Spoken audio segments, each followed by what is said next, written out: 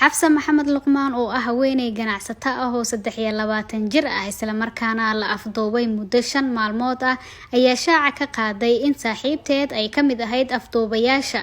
waxa ay sheegtay in xafsa cabdi haweeneyda la soo xiray subaxnimadii maanta iyo tuhmane kale ay ahaayeen maskaxdii afduubka. dhowr afduub oo loo geystay gabdho ayaa la soo warinayay dhowrkii asbuucii la soo dhaafay. waxay ahayd saaxiibtay in kasta oo aysan ahayn qof aan aad isugu dhownahay, laakiin iyada ayaa igu hogaamisay dabinka afduubka. waxay iga codsatay inaan u raaco Kayoole oo uu ku yaalo dukaankeeda kale ayay tiri. baarayaasha dambiyada ayaa qabtay labada eedeysane oo ay ku tilmaameen kuwii ugu muhiimsanaa ee ka dambeeyay afduubka iyo jirdilka loo geystay xafsa maxamed luqmaan.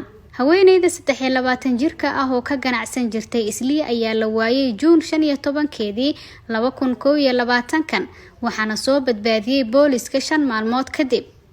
Jackson Njogo oo ah 24 jir iyo xafsa cabdi oo 21 jir ah ayaa saaka laga qabtay Crystal View Lodge oo ku taala nawaaxiga deegaanka Kinangob oo ay xalay ku hoydeen.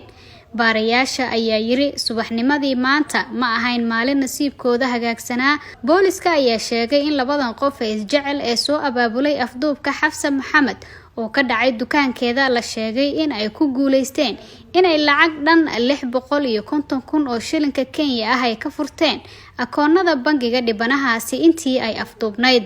markii ay dambiga galeen, Jackson Njogo iyo xafsa cabdi waxay u baxsadeen Kinangob waxa ayna ka iibsadeen baar. halkaasi oo ay ka shaqo galeen ayaa lagu yiri fariin ay soo dhigeen agaasinka baarista dambiyada.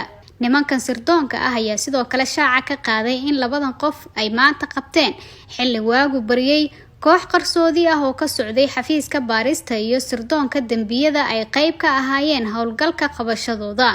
xafsa maxamed oo ku nool California State ee xaafadda Islii ee magaalada Nairobi ayaa waxa ay baarayaashu ka heleen qol ku yaala Matopeni Kayoole, halkaasi oo lagu qasbay in ay ku sii nagaato haanta biyaha ee maran. ka hor intaan la waayin xafsa luqmaan, duubista kaamirooyinka ilaalada ee dukaankeeda ayaa muujisay in dukaanka ay soo gashay 4:44 daqiiqo oo galabnimo Talaadadii Juun 15keedii iyadoo ay la socotay xafsa cabdi. waxaana la arkayay iyadoo indhaha kala hadlaysa nin kale oo aan la aqoon ka hor inta aysan ka bixin dhismaha dukaanka. xafsa luqmaan ayaa sheegtay inay ku sugnayd goobteeda ganacsi ee caadiga ah ee California ee xaafadda Islii markii ay xafsa cabdi u timid maalintaasi kana codsatay inay u raacdo goob ganacsi oo ay ku leedahay Kayoole.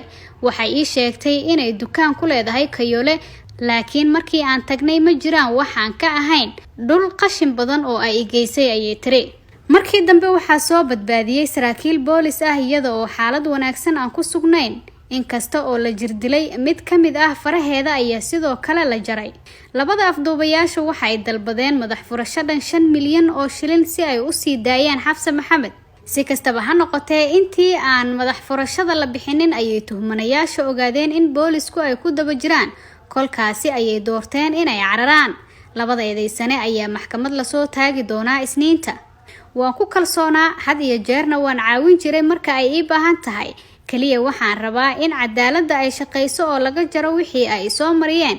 aad ayaan ugu faraxsanahay in la xiray ayay tiri xafsa luqmaan.